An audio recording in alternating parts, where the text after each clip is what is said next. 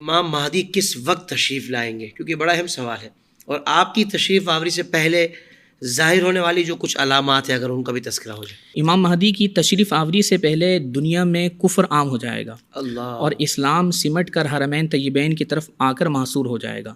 اس وقت ظلم بہت زیادہ عام ہو جائے گا، اور ایک نشانی یہ بھی ہے کہ دریائے فرات سے سونے کا پہاڑ ظاہر ہوگا۔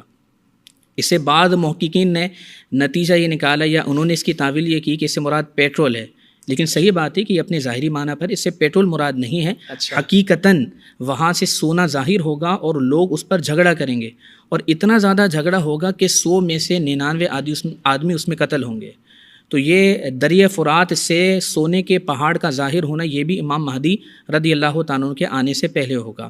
اسی طریقے سے ایک ستارہ ہے، دمدار ستارہ، وہ ظاہر ہوگا۔ امام مہدی رضی اللہ تعالیٰ عنہ جب تشریف لائیں گے تو اس سال پہلی رمضان کو چاند گرہن ہوگا، اسی رمضان کی جو تاریخ آئے گی دن، اسی کے دن میں سورج گرہن ہوگا۔ صحیح۔ تو یہ نشانیاں ہیں، ان نشانیوں کے بعد امام مہدی تشریف لائیں گے۔